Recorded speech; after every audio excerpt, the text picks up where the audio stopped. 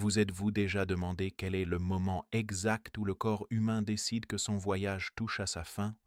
Ou si ces adieux se font de manière si silencieuse que même ceux qui habitent cette structure ne parviennent pas à percevoir les premiers signes?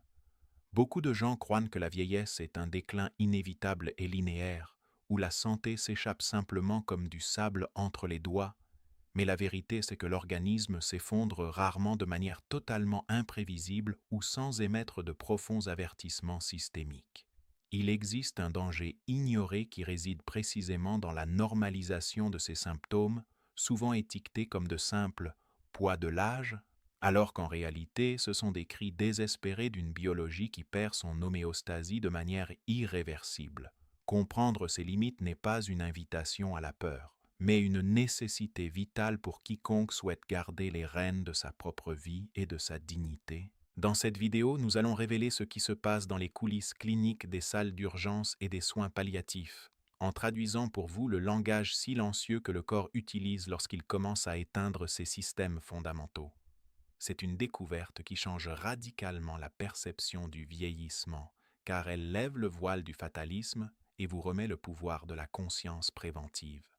En identifiant les signes extrêmes de défaillance physiologique, vous ne ferez pas que faire face à la faim, mais vous gagnerez la perspective nécessaire pour lutter contre la fragilité tant qu'il existe encore une fenêtre d'opportunité pour agir. Les connaissances que les médecins expérimentés utilisent pour diagnostiquer l'épuisement des réserves organiques seront désormais votre outil de survie et de préservation de l'autonomie.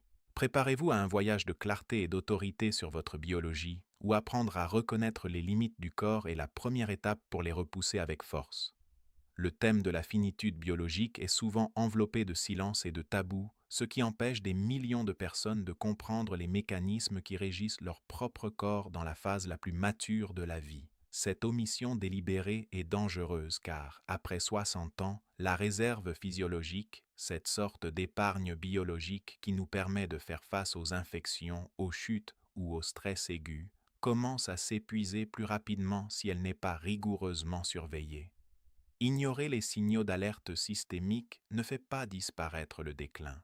Au contraire, cela prive l'individu de la chance d'intervenir précocement dans des processus qui pourraient encore être stabilisés ou inversés par une prise en charge clinique appropriée.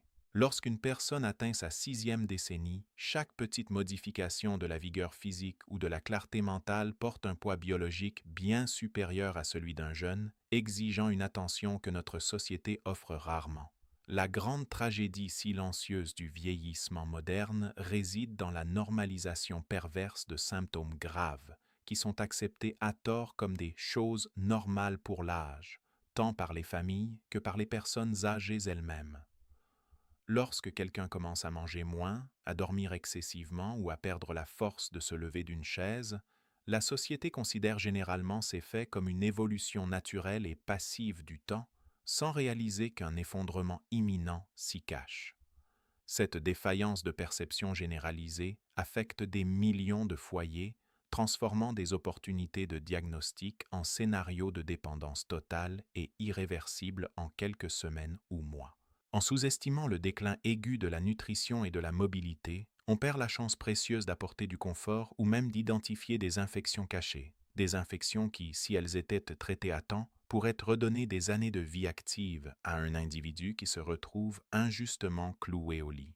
Au niveau cellulaire, ce processus d'épuisement systémique est piloté par une cascade de défaillances biologiques qui opèrent loin des regards, mais avec des effets dévastateurs sur l'autonomie quotidienne de l'être humain. La réduction drastique de la récupération cellulaire et la défaillance mitochondriale empêchent le corps de produire l'énergie de base nécessaire pour maintenir les organes en harmonie, tandis qu'une fragilité vasculaire extrême entraîne une mauvaise perfusion du sang vers le cerveau et les extrémités vitales. À cela s'ajoute le phénomène appelé inflammaging, une inflammation chronique et incontrôlée qui attaque simultanément les tissus vitaux, créant un environnement où le métabolisme entre dans un état catabolique sévère pour tenter de survivre à court terme. Ces changements ne se produisent pas au hasard, ils sont le résultat physique de la limite de la machine biologique, et comprendre comment chacun de ces rouages commence à faillir est fondamental pour quiconque désire une vieillesse réussie. Le conflit central qui hante la longévité moderne n'est pas la mort subite, mais plutôt l'érosion silencieuse de l'autonomie causée par une habitude dangereuse et largement acceptée, la négligence face aux petits signes de déséquilibre métabolique. Souvent, l'individu croit qu'il est juste fatigué ou que le manque d'appétit est un effet secondaire sans importance des années qui passent, sans réaliser que chacune de ces petites omissions agit comme une brique retirée de la base de son soutien vital. Cette erreur de perception accélère le déclin fonctionnel car elle empêche le corps d'utiliser ses dernières réserves de récupération avant que le système n'entre dans un état d'effondrement en cascade. Ce qui est en jeu ici n'est pas seulement le temps de vie restant, mais la qualité et la dignité de ce temps, car l'absence de vigilance active transforme le vieillissement en pertes évitables et en souffrances inutiles pour l'individu et sa famille. La grande bataille que nous livrons en vieillissant se déroule à la frontière entre l'indépendance fonctionnelle et la dépendance totale envers autrui, une ligne ténue qui se rompt lorsque les marqueurs cliniques de défaillance organique sont ignorés trop longtemps. Lorsque le corps démontre qu'il ne peut plus maintenir le tonus musculaire de base ou la clarté mentale nécessaire aux tâches quotidiennes, nous sommes face à un conflit de survie où la mobilité et la lucidité sont les principaux trophées en jeu. S'il n'y a pas une compréhension profonde que le déclin ne se produit pas en un seul jour, mais qu'il est l'accumulation de négligence et d'un manque de prévention active, la destination probable sera le confinement et la perte d'identité avant même la fin biologique. C'est à ce stade que la conscience clinique devient un pouvoir, permettant à l'individu de lutter contre la fragilité et de repousser les signes de fin de vie le plus loin possible. Le premier grand signe que la machine biologique réduit son activité de manière critique réside dans l'arrêt progressif du système digestif et le refus persistant de s'hydrater. En clinique gériatrique, nous observons que la perte soudaine et irréversible de l'appétit n'est pas seulement un manque de volonté de manger, mais le signe que le métabolisme est entré dans un mode de conservation extrême. À ce stade, le corps comprend que le processus de digestion et d'absorption des nutriments nécessite une dépense énergétique qu'il ne peut plus soutenir sans compromettre des fonctions immédiates comme les battements cardiaques ou la respiration. C'est un mécanisme de défense biologique où l'organisme donne la priorité à l'essentiel, cessant de transformer les aliments solides et liquides. Pour la personne âgée, cela se manifeste par une satiété précoce ou une apathie totale envers des plats autrefois appréciés, indiquant que les rouages métaboliques ralentissent considérablement. Ignorer ce refus alimentaire ou tenter de forcer l'ingestion de liquides peut entraîner de graves conséquences, comme le risque d'étouffement sévère et la redoutable pneumonie par aspiration, qui est l'une des principales causes d'hospitalisation au grand âge. Cependant, reconnaître ce signe tôt permet d'identifier des causes qui peuvent encore être inversées, comme des infections urinaires cachées ou des déséquilibres électrolytiques, avant que la situation n'atteigne un point de non-retour. Le maintien de la capacité à se nourrir de manière autonome est le premier pilier de la vitalité humaine et le plus grand marqueur de la longévité fonctionnelle. Lorsque vous remarquez ce changement, le conseil pratique est de demander une évaluation médicale immédiate pour distinguer un déclin systémique terminal d'un problème traitable. Protéger cette voie de nutrition, c'est, en fin de compte, protéger la batterie qui maintient tous les autres systèmes de votre corps chargés et opérationnels. À ce stade de notre conversation, il est fondamental que nous fassions une petite pause pour une réflexion nécessaire sur l'importance d'être attentifs les uns aux autres et à notre propre vigueur. Si vous êtes arrivé jusqu'ici, c'est parce que vous appréciez l'autonomie et la santé comme les biens les plus précieux de votre vie. Et ce niveau de conscience différencie ceux qui vieillissent simplement de ceux qui construisent une longévité avec pouvoir. J'aimerais beaucoup connaître votre avis. Avez-vous déjà remarqué l'un de ces signes chez vous ou chez un proche et vous êtes-vous senti incertain sur la manière d'agir? N'hésitez pas à laisser votre commentaire ci-dessous, car votre expérience peut aider d'autres membres de notre communauté. Si ce contenu vous apporte de la clarté, profitez-en pour vous abonner à la chaîne et activer les notifications afin de garantir un accès continu à des orientations vitales qui protègent votre dignité. Le deuxième pilier d'alerte systémique concerne les changements extrêmes des schémas respiratoires et de la circulation périphérique. se manifestant par une respiration irrégulière et des mains ou des pieds excessivement froids. Biologiquement, cela démontre que le cœur et les poumons perdent leur capacité à oxygéner le sang efficacement pour tout l'organisme, commençant à privilégier exclusivement les organes centraux pour maintenir une survie minimale.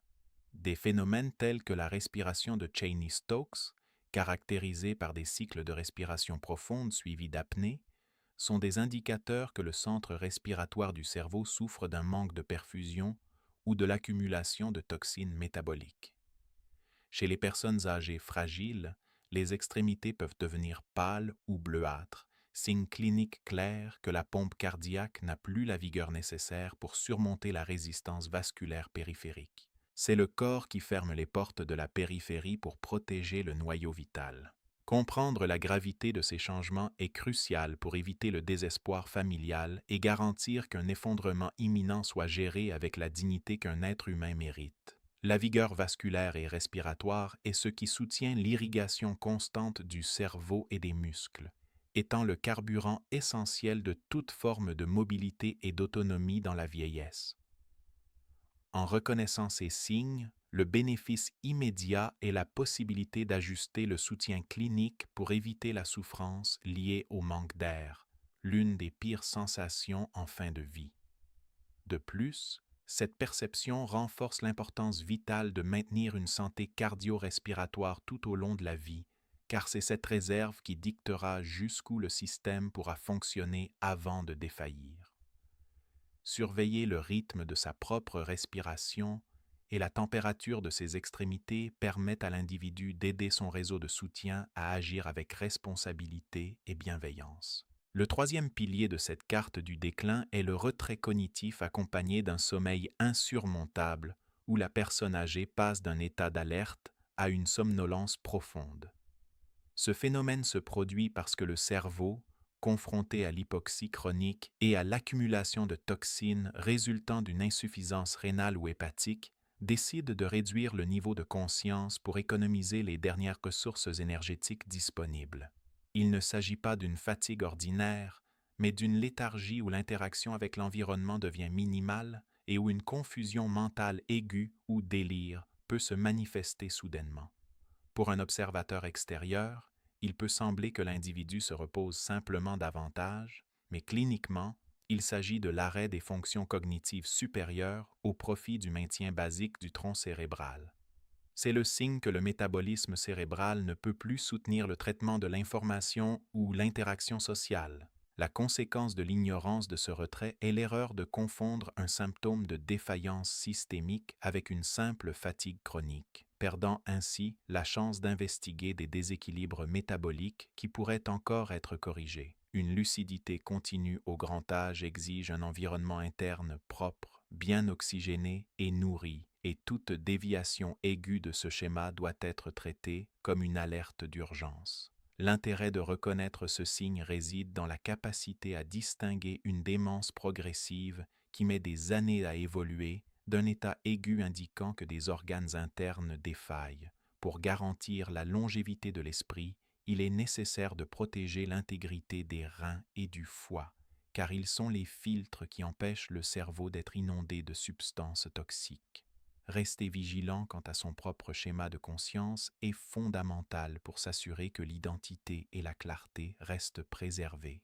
En passant au quatrième pilier, nous trouvons la perte de tonus musculaire et l'incapacité soudaine de soutien postural, marqueur dramatique de l'effondrement de la force centrale d'un individu.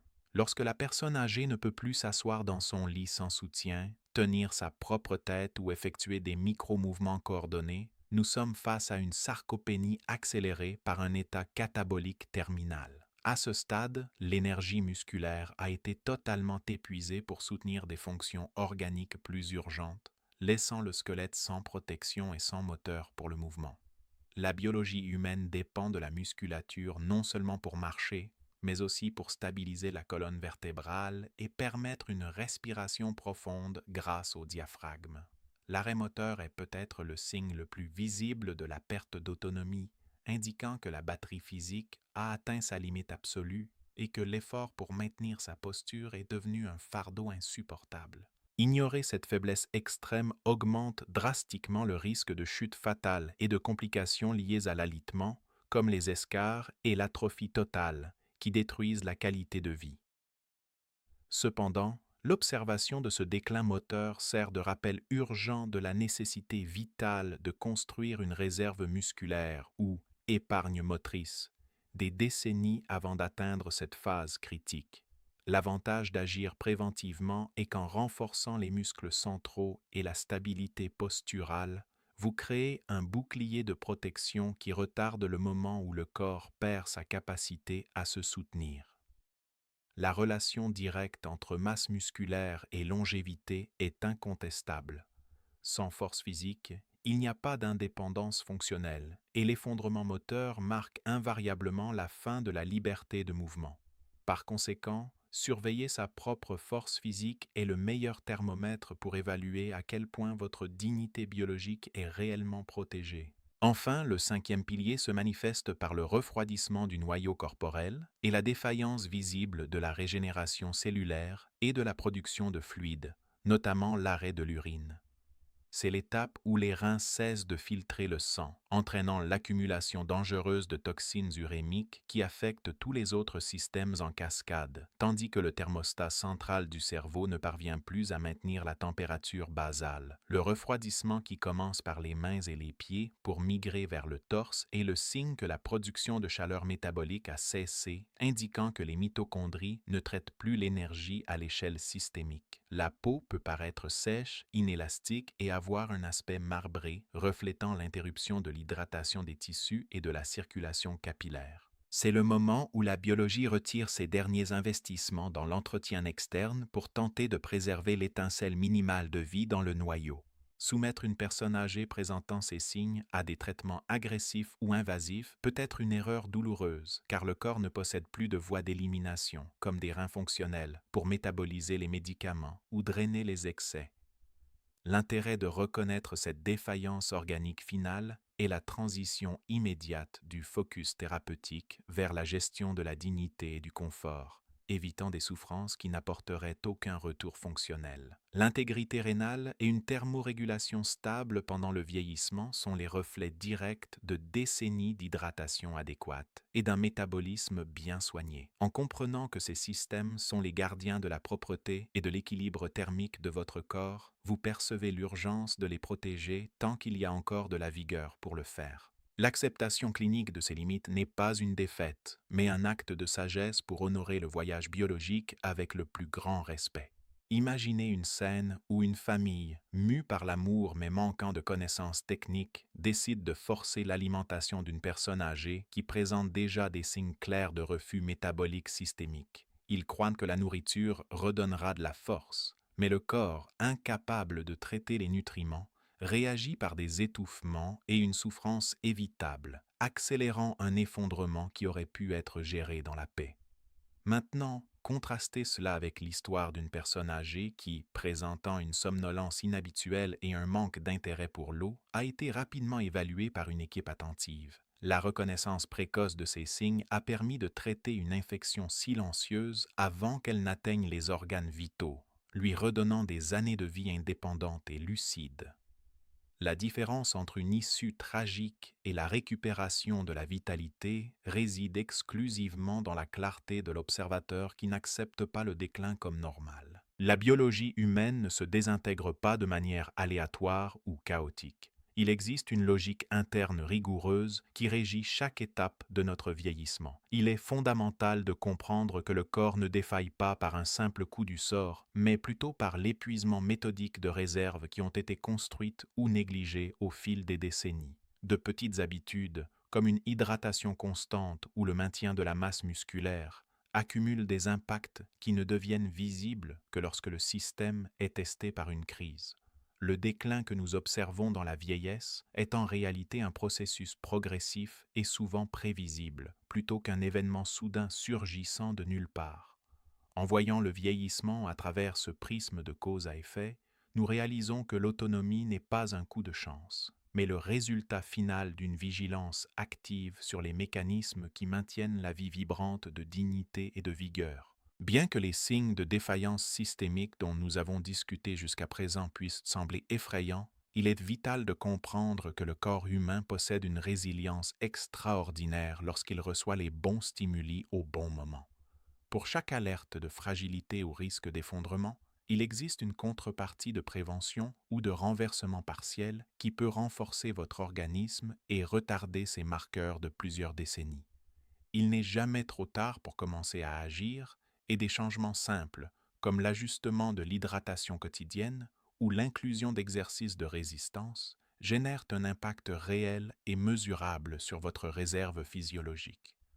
La vieillesse n'a pas à être synonyme de fragilité inévitable. Elle peut être une période de pouvoir si vous décidez aujourd'hui que vous ne serez pas un spectateur passif de votre propre déclin, mais l'architecte d'une structure biologique protégée. L'espoir réside dans l'action immédiate et la conscience. Si rien n'est fait pour interrompre cette trajectoire d'usure, le scénario futur est marqué par la perte irrémédiable de la mobilité et un déclin cognitif qui emprisonne l'individu dans son propre esprit. L'absence de vigilance active sur les signes de défaillance organique ne fait pas que raccourcir les années de vie. Elle transforme la vieillesse en une séquence douloureuse d'hospitalisation fréquente et une dépendance familiale qui pèse lourdement sur ceux que nous aimons.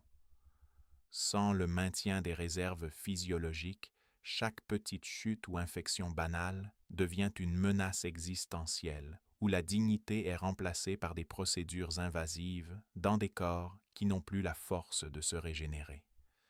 Je tiens à vous féliciter d'avoir regardé ceci. Votre engagement envers l'autonomie est admirable. Si vous connaissez quelqu'un qui pourrait bénéficier de cette clarté sur les signaux du corps, partagez cette vidéo dès maintenant pour aider à créer un réseau de protection.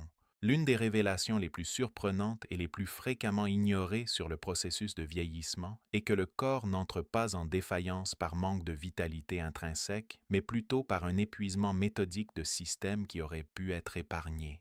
Il est contre-intuitif de penser que la fatigue que vous ressentez l'après-midi ou la difficulté à tenir un objet ne sont pas de simples signes que vous vous faites vieux, mais la preuve que votre organisme réalloue l'énergie en urgence parce qu'un de ses piliers de base est victime d'une attaque silencieuse. Le grand tournant ici est de comprendre que la fin de vie n'est pas un événement final isolé, mais le sommet d'un processus que vous avez le pouvoir de retarder considérablement. En comprenant que l'arrêt suit une hiérarchie clinique claire, vous cessez d'être une victime passive du temps pour devenir le gestionnaire actif de votre propre durabilité physique. Pour transformer toutes ces connaissances en un outil de pouvoir immédiat, il est fondamental que vous commenciez à auditer votre propre réserve physiologique en observant attentivement 4 marqueurs de base de votre routine quotidienne. Premièrement, surveillez votre clarté mentale matinale et votre niveau d'énergie au réveil. Un déclin aigu de la concentration ou un sommeil qui ne restaure jamais ne doit pas être ignoré.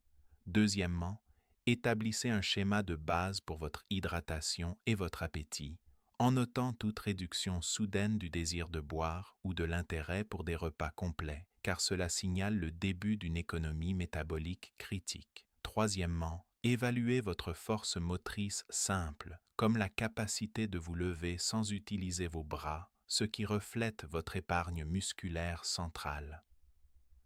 Toute perte soudaine dans ces domaines exige une évaluation médicale immédiate pour éviter la cascade de défaillances organiques prématurées et garantir votre autonomie. Nous sommes arrivés au terme de ce voyage de connaissances profondes sur les alertes du corps dans le vieillissement, et la leçon la plus précieuse que vous devriez emporter avec vous est que l'information est votre plus grand bouclier contre la fragilité. Nous avons compris que l'effondrement physique n'est pas un événement aléatoire, mais un processus méthodique qui émet des signaux clairs comme le refus de s'hydrater, l'arrêt moteur et le retrait cognitif, que vous savez désormais identifier avec autorité. De petites décisions quotidiennes, comme le renforcement de la masse musculaire et la surveillance de votre énergie de base, sont ce qui impacte réellement votre autonomie dans les décennies à venir. Au vu de tout ce qui a été révélé, je vous demande, vous sentez-vous mieux préparé à auditer votre santé et à protéger votre dignité biologique aujourd'hui? Commentez votre réflexion ci-dessous. Abonnez-vous pour renforcer votre longévité avec nous et partagez cette vidéo pour que d'autres découvrent le pouvoir de vieillir avec un contrôle absolu.